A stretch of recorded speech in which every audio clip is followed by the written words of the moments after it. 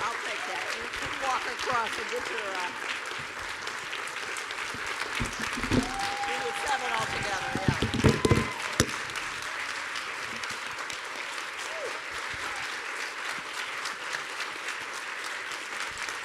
Stand up.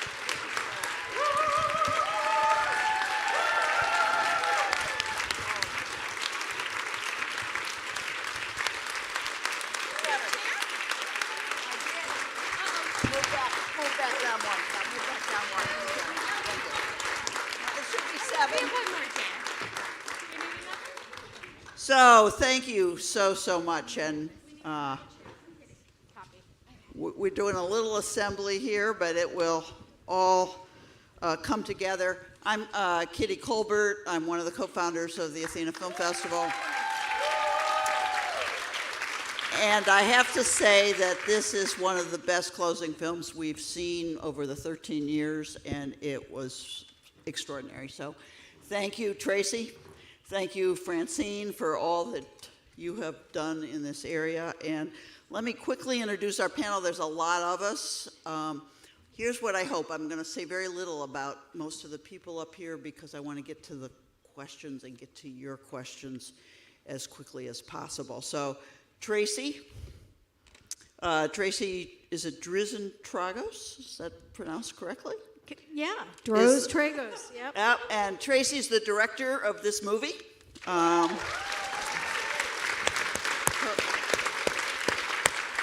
Her work has included a number of documentaries, including Abortion Stories That Women Tell, The Smartest Kids in the World, and Be Good, Smile, Pretty. I want to see that one for sure. Plan C premiered at Sundance. It's come here to Athena. It's heading to South by Southwest. And my hope is it gets distributed widely across the United States because it's a great film. Francine, who you all met in the film.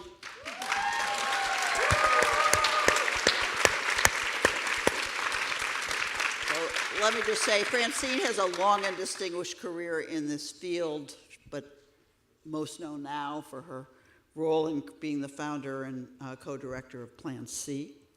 But she did other things too, including Plan B, which was pretty amazing. So thank you for all of your work over the years. Dr. Jane Doe, where are we here? Okay. Dr. Jane is the founder of Nightingale Medical and runs GoDoc, which sends volunteer doctors to the developing world. Dr. Lockley, thank you so much. Dr. Lockley's a family medicine physician in New York and the medical director of Miscarriage and Abortion Hotline. Dr. Prine, is Dr. Prine here? Yeah, here's Dr. Prine. Okay, so family physician, author, professor, who's the medical director of the Reproductive Health Access Project. Well, in the past tense, the founder, okay. And Farrar, where are you here? Okay, Farah is the senior counsel and legal director of If, When, and How, and spent almost 8 years, right, working for the National Advocates for Pregnant Women. And it's an amazing amount of work. And at the end, we have one of the producers of the film, Jess. So thank you all for what you have done. So, Tracy, I want to spend a little bit of time on the filmmaking because we are at a film festival. Tell us, well, let me just tell you, I was struck by how many voices you had in this film. The voices of the doctors, the voices of the women. How did this get started and why did you choose that approach?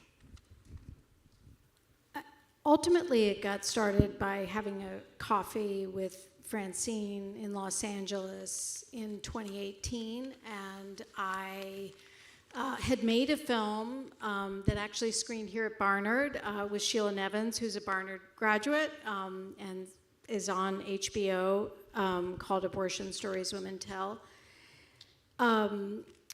And when Kavanaugh was appointed to the Supreme Court, it was like, okay, it looked like the writing was on the wall that maybe, sort of, like Roe could be overturned.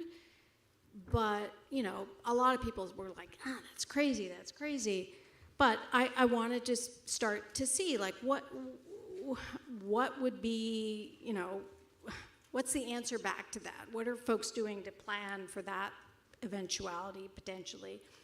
And I met Francine, and she, we met at Cora's Beach Cafe, you know, not far from where we live in LA, and she talked about abortion medication, online provisioning, the fact that it was safe and effective and you could take it at home. And I was like, wow, yeah, I mean, I've seen people getting the pills in a clinic, but the fact that you could take it at home and privacy and not have to pass this gauntlet of protesters. And I'd spent all this time in a clinic and seeing the impact and the hurt caused by folks having to pass that gauntlet of protesters. It just was like my mind was blown, and about, you know, just a total paradigm shift. So that's where it started. So, Francine, I want to come to you next. Can you give us a sense of, I mean, what we see here is just an amazing organizational scale that boggles the mind, but give us a sense of where we are today, since the film it was made a while, not that long ago, but certainly it's not. Where are we today? Yeah, thank you, Kitty. I have to say that this film is here because Tracy had the vision in 2018, pre-Roe, pre-COVID, pre-any of this, that she called me up and said, I'm interested, could I do a documentary with you? And I truly, honestly had no idea what I was getting into when I said yes. I had no idea at all. But I have to say, this is only a small part of what Plan C does, and I am only a very small part. She chose to make the movie use me as the narrator, but there are 2 co-directors, co-founders of Plan C, and it's very, very important. And I bring this up to answer your question, Kitty, because the future is in communication.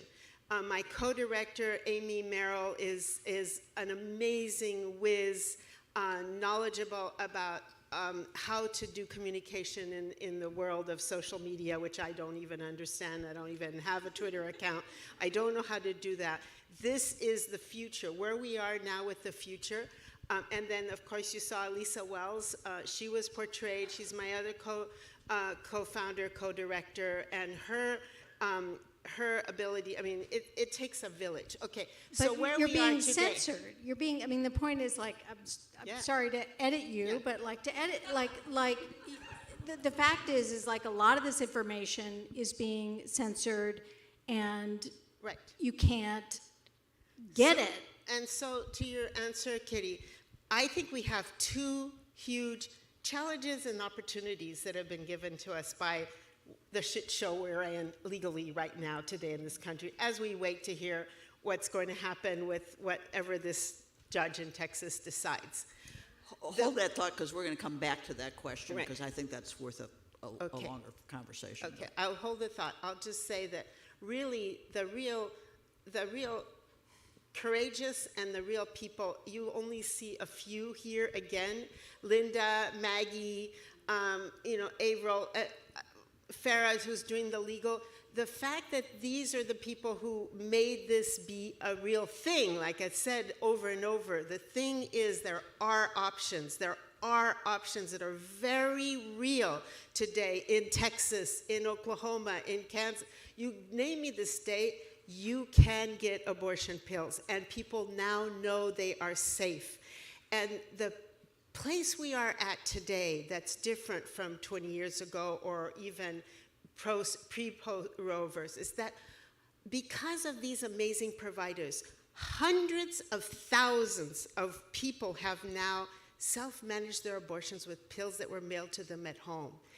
Those people, the anger that they're going to feel when they hear that these pills that they know are safe get taken away from them, that there's not going to be any stopping. There will be people in the streets because the experience now is we know about these pills. We, meaning the public, knows that they're safe, they're effective. they know someone who's tried them, and good luck trying to take them away from you. So that's kind of where I think we are. Thanks really to the bravery of the people, of the providers who stepped up and did this.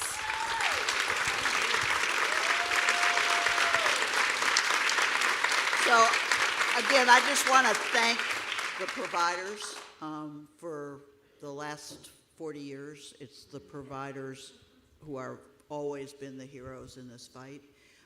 I wanted to go to each of you to just get a sense of why do you do this, and what have you learned about yourself in being the rad and outlier here in the world? Is this on?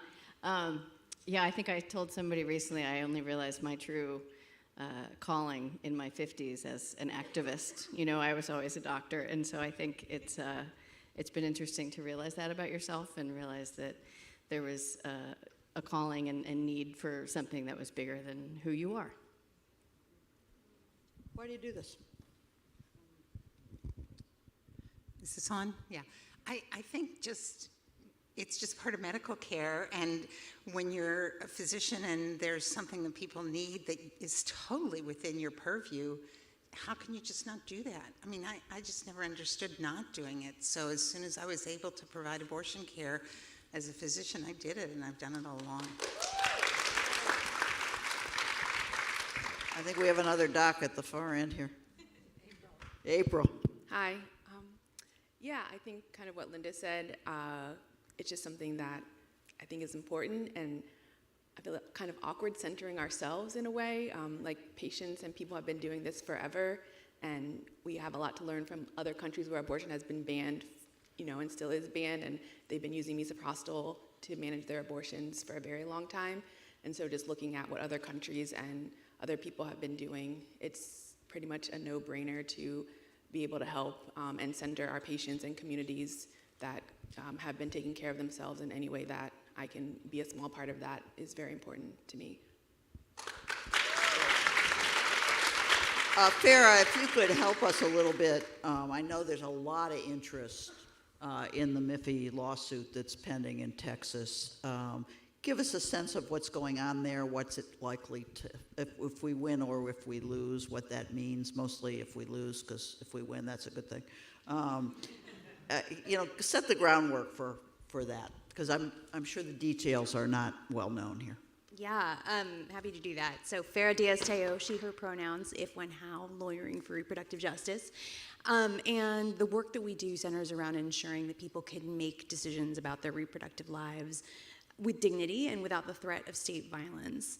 And I think the most important thing to convey about this decision, one, is the fact that this should never have happened in the first place, that it's this very intensive act of forum shopping, right? Creating an organization in a specific jurisdiction so that it would have standing to try to essentially unwind decades of law, decades of science, you know, and really try to roll back the fundamental truth that we know, that abortion pills are safe, abortion pills work, and that they should be accessible to everybody.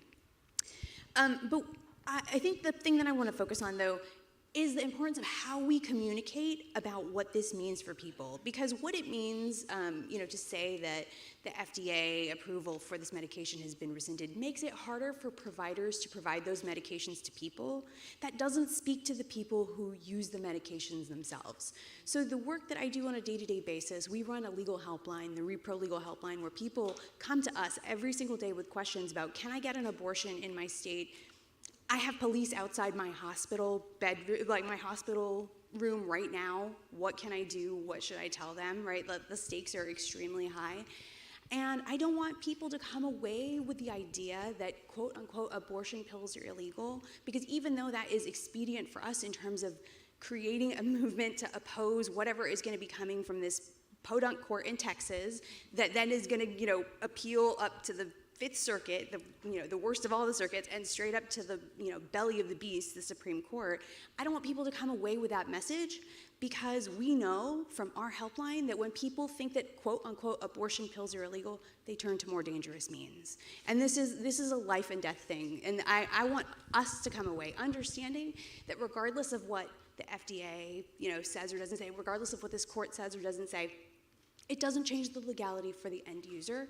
And the legality itself is, it's a little bit murky. I could expound for a very long time, but I want people to know that they still have an option regardless of what the law says, because whatever the law has said or not said about abortion, people have sought ways to take control of their reproductive lives, and we hope they'll continue to do so. And my organization and all of our homies are going to be here to make sure that they're safe when they do so. So, Francine, maybe you can address this and anybody else who wants to join in, but it does occur to me that, this lawsuit is a way to nationalize this issue in a way that we haven't had since STOPS. That is, everybody has been focused on safe states and unsafe states, but basically state control. And if Miffy is found to be an illegal drug, that affects every state and doctors in every state. What's your sense of the good side of that, if there is one? Well, I think it's following on what Farah said. It's an opportunity to have to continue to do even better education. We have to communicate and educate even better what we've always known, which is that there are these very safe pills. They're easy to take. They have been restricted in our country, politically restricted, in a way that they have not been in other countries. And we need to understand that how much it's been the political restrictions that is what is putting people in harm's way. I think as Farah said, it's easy for us to be here in New York in a liberal state, or for me to be in California in another liberal state, to talk about, openly about how, oh yeah, you just get these mailed to you. It's a whole different situation when you're living or working in a state in which the kind of fear, the people in the hotline are hearing, both the repro hotline and the medical hotline. And our job, I think, really is to really reassure everyone, just what Farah said. Our job is to continue to educate. And again, what I was trying to say is I think we're in a place where there's sufficient numbers now of experienced people who have actually used these pills that it's going to be, we can use that to take that with what we learned happened in Kansas, where people voted to say, no, government, get out of our way, we do have a right to abortion. If you take those two things together, it's an opportunity, I see it as an opportunity, to finally get down to, we have to fight for our basic human rights, not these crazy, somebody else said it very well, no longer constantly trying to defend against these crazy laws, but really use the justice system to fight for real basic values that we have a right to, and that the public are behind us on. So you told me you had a line with this I have communication. an action issue. Right. I have an action item for everyone. We've been working very hard to pass a law in New York State that would allow us to mail pills into the red states. Right now, people in the red states do order their pills from Aid Access, where Maggie and I both work, but the pills come from India, as you saw in the movie, and it takes weeks and weeks. And on the hotline, where Maggie and April and I work, we are hearing more and more calls from people who are getting the pills much later in pregnancy and having a much rougher experience. And this is not necessary if we can pass laws in our blue states to say that we can mail pills into the red states. Laws that would shield us from prosecution, laws that would shield us from having our licenses taken away, laws that would shield us from losing our malpractice insurance, and so on and so on. New York State has a law. It's already been passed through the Senate. It's stuck in the Codes Committee in the Assembly. And so we have this petition that we're asking everybody to sign, and I'll start passing it out while Maggie talks about it a little bit more. Well, I also... Always the activist. But don't just sign the petition. Call your legislator on the phone. Just dial them up and talk to them. I mean, the other thing I would say is buy advanced provision. Go online, buy advanced provision, have these pills in your medicine cabinet for yourself and a friend in need. Like, this is the time for yourself, for your children, for your friends' children. Like, before God knows what happens with this Texas ruling, buy these pills and have them. Yeah, and if you guys can pass those around, there's a QR code, and it will lead you to the Reproductive Health Access Project's page. And at that point, you can enter your information, and it will automatically send it to your legislators. And so if you can take a picture of that QR code, then you'll get the website, and then you can pass it to the person next to you. I also want to add to what you're talking to about this suit, which I think some people have rightly said we should be talking about as the FDA case, not the Texas case, because it's not a state thing. This is about the FDA. And that this court is really ruling on the FDA and Danco only. It's not ruling on the legality of mifepristone. And that I think too often in our reproductive health space, we see things coming and we get defensive and we start going, oh, we can't do this, we can't do that, how do we do these things? Instead of saying, no, and I think Francine says this in the movie at one point too, we need to just keep doing things, and we need to keep doing them until we're specifically told we can't. And at the same time, coming up with new routes to do things. And there's been some really good articles. There's one in Slate by David Cohen, and there are others that talk about this case. And there are people in New York and in Minnesota who have the right to abortion and think it's been taken away from them because of the way that the media leads these narratives. And so we all really need to change that narrative and not just play defense. We need to play offense. So I want to ask Tracy one last question and then come out to all of you for questions. But Tracy, what's your plans for the film? I mean, I don't know. To be honest, we premiered at Sundance. This is the 6th audience that have seen it. We're going to South by next week, South by Southwest in Austin, which will be interesting, in Texas. But to be honest, this is an independent film, and we do not have distribution. And a lot of distributors are terrified of a film that is about abortion, that is seen as partisan. So it's very, very tricky. So I will just ask all of you also to think about, in your networks and whatever, communicating about it, because as Plan C, the organization, has been sort of censored and sometimes taken off social media, and the film also may not get distribution. We may have to self-distribute. We will self-distribute. It will make. I've been telling Tracy we use the outrage of the fact that every review that's been made of this amazing film says this is a must-see film, right? Do we all agree on that? Okay. So then we say to people, these big corporations and these big CEOs do not want to touch this with a 10-foot pole because of the topic. So would you like to see this, and would you like to participate? And we're going to self-distribute it and make it, use it as a way of getting the word out. Because the word that needs to get out is that there are options. And so, I just thank Tracy for giving us this amazing, amazing tool of art that allows us to open conversations, to go into the community and have conversations, to cut across the way you did it with the emotions that cut across, communities that we probably couldn't have this discussion with. We can with this film to begin with. So we need to take it out onto the road, and we need to use it to get the word out. And I'm going to add one last thing, is that we've got stickers. Kendall, who you saw in the movie, the young woman in Texas who was picking out stickers, she's gotten thousands of stickers out here to students at Barnard to write out here. Be part of the sticker campaign. There are millions of those little stickers being put up all over the country.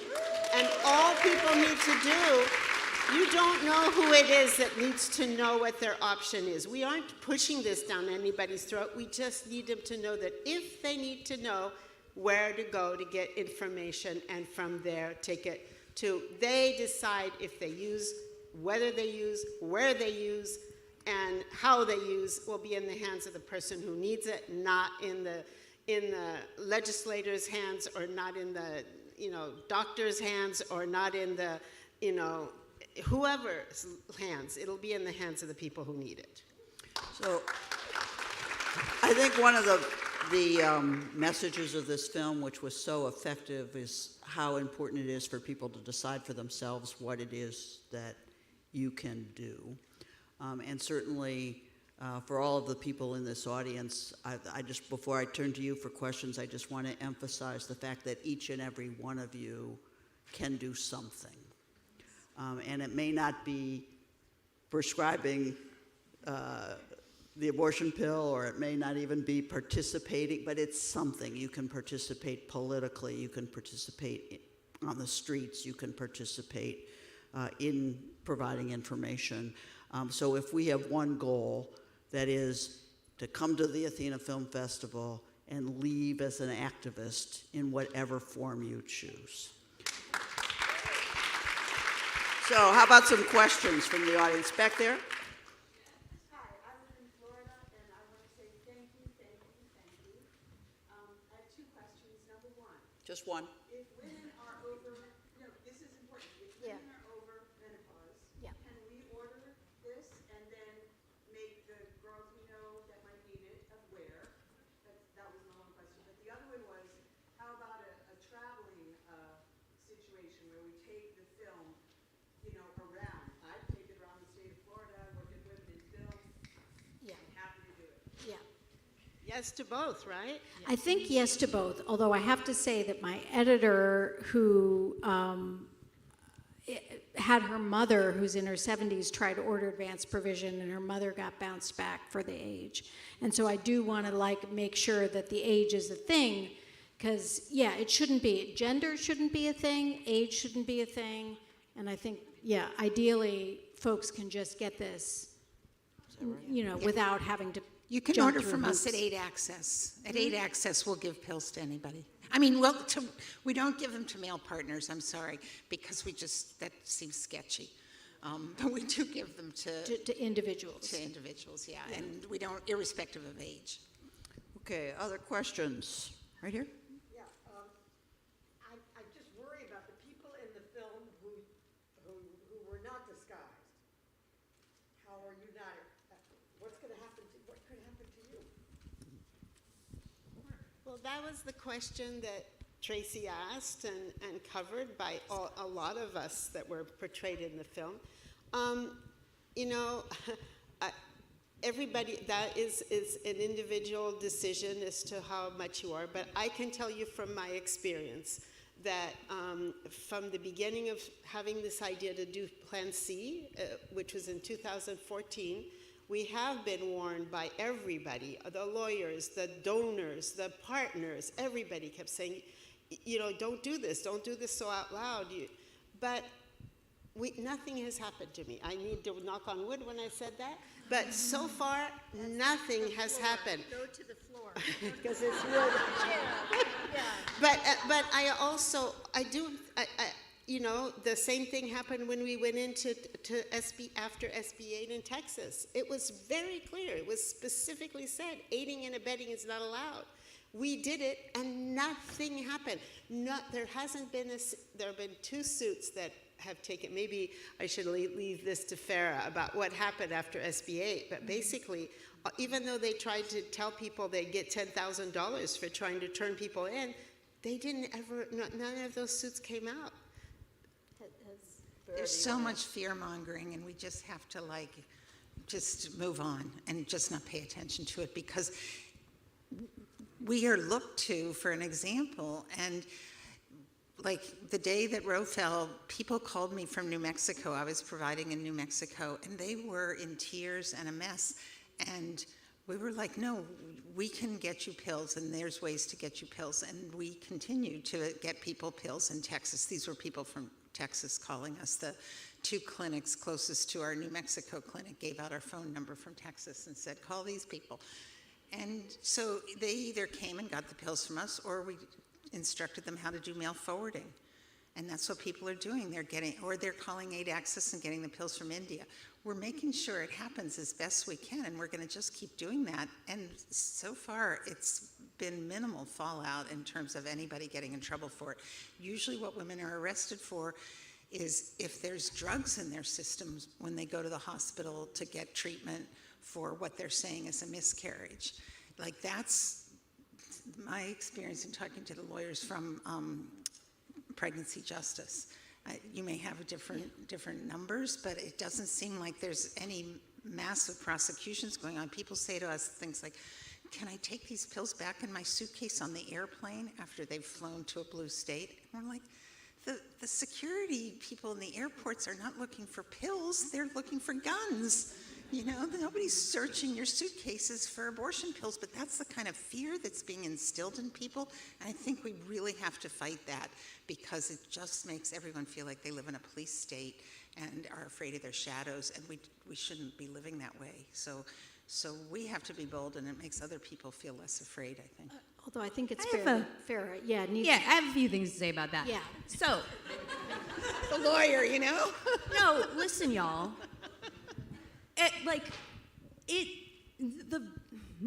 So a lot of people have gotten a lot of abortion care safely by ordering the pills online and ending their pregnancies, and the majority of them, the unknowable percentage, have no problem, right? But like, my job is to catch the ones who do. And so, so Dr. P mentioned that the vast majority of people who are arrested on the basis of an act or omission with respect to their pregnancy are people who tested positive for a controlled substance, an illegal drug, not because they took abortion pills. And at the same time, like, I want people to know and to take on the dignity of risk of making a decision for themselves. That's important. I think that the work that we do on the helpline and everywhere is about helping people understand what those risks are. And I spend a lot of time challenging the sort of breathless, like, you have to throw away your phone, you can't have a phone number, wear a tinfoil hat because they're gonna come and surveil you. And that's not really where the risks lie. But at the same time, I know that, like, we are working with people who ordered their pills from Aid Access and are, facing prosecutions for felony offenses. I see the people who are, their faces are obscured and all we see is their dog and they're packing those pills. And I know that in my home state of Texas, they face the possibility of prosecution for a felony. So it's not, I am glad and I am grateful for the activism. Long time fan, obviously.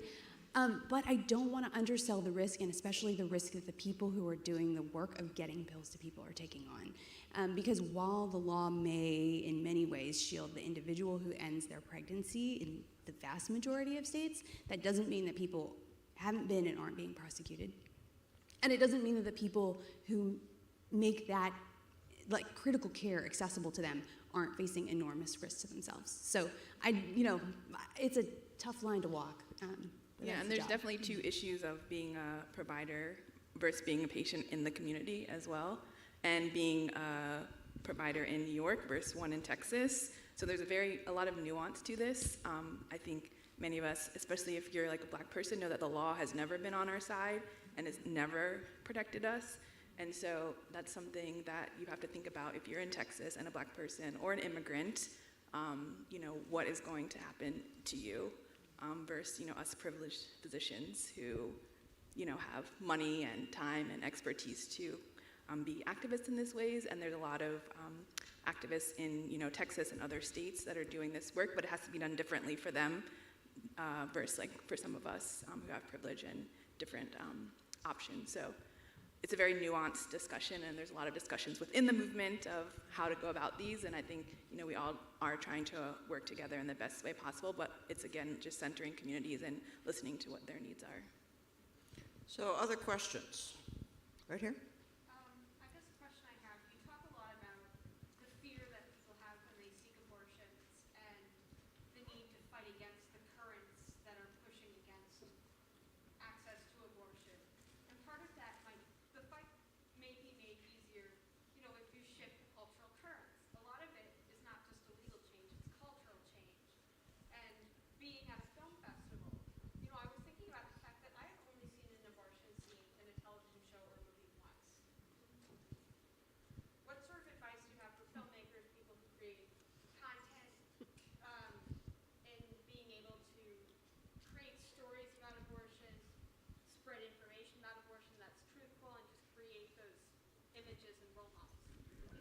Jess, you want to take that? Yeah, sure, I'll start.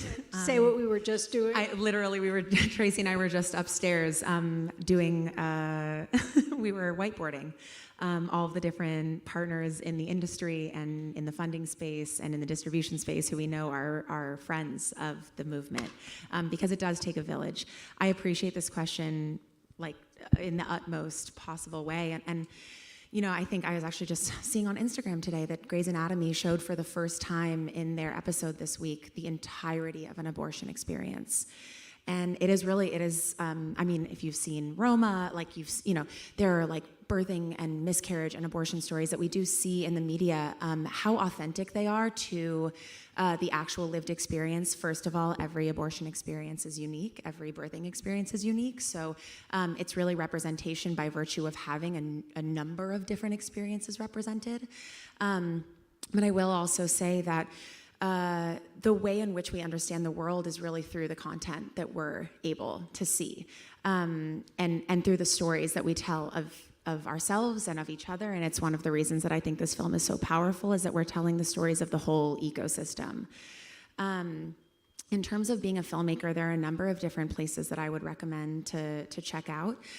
There is pretty incredible research that's done out of UCSF around the representation of abortion in film and television, and then what the actual statistics are of abortion experience in the United States. For example, most abortion representations on film and TV are of people that don't have children. The majority of people who have abortions in this country are people that already are parents. That is one example of some of the research that has been done at UCSF. There is a woman at Planned Parenthood called Karen Sprook, who is an amazing resource for a lot of people that are seeking to represent experiences of birth, abortion, miscarriage, and otherwise on film and TV. She is probably one of the busiest people I know in the world, but she always has really open arms for folks, for filmmakers and storytellers that are trying to get these kinds of words out there. And then I think it also is really about, frankly, building a network that doesn't quite exist yet, in which those of us who are interested in telling these stories authentically and with passion and with bravery can come together and build a community. So I would also recommend please reaching out. I'll just say my email out loud. It's jess@jessjacobs.com. Please send me an email if you're interested in doing this. Tracy and I are seeking to build something within Hollywood, and I think there are a lot of us. So thank you for the question. I might And I also just say, wanted to other. Oh, I was just going to say in the immediate, I would say, you have to be somewhat surreptitious, because, we're a little bit falling flat, even though we went to Sundance and we're going to South by Southwest and we're here at Athena. We're not, the distributors, the gatekeepers, they don't want this. So, I mean, just to put it bluntly. So I think if you can be somewhat surreptitious in how you get these, that's kind of where we are at this moment. I hope it will change. I hope we can figure it out. But it's unfortunately just the hard, cold reality is that, there's not there might be an audience for this, but there are still gatekeepers who are not wanting And to allow this. I would argue it's part of why we are where we are in this country with abortion access. So. I just wanted to highlight another organization, talking about cultural shift. There's an organization called We Testify that, if you don't know, founded by a Black woman, that abortion storytellers, so people who've had abortions themselves are comfortable with sharing their stories. And so if anyone out there who's had an abortion wants to check out the website and get media training about how to share your story and those kind of things, it's a great organization called We Testify. Yeah, and they were a support of this film, and yeah, I think it's an amazing organization. All right, so we have time for one more question. Do we have one? Back here.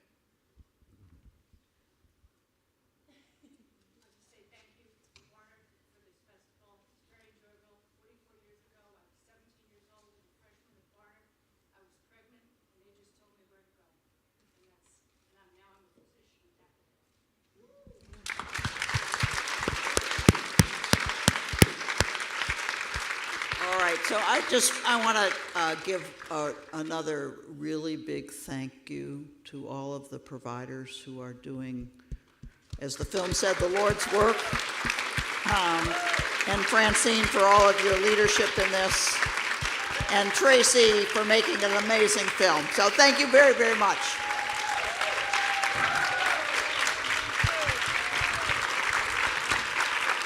Guys, get a standing ovation.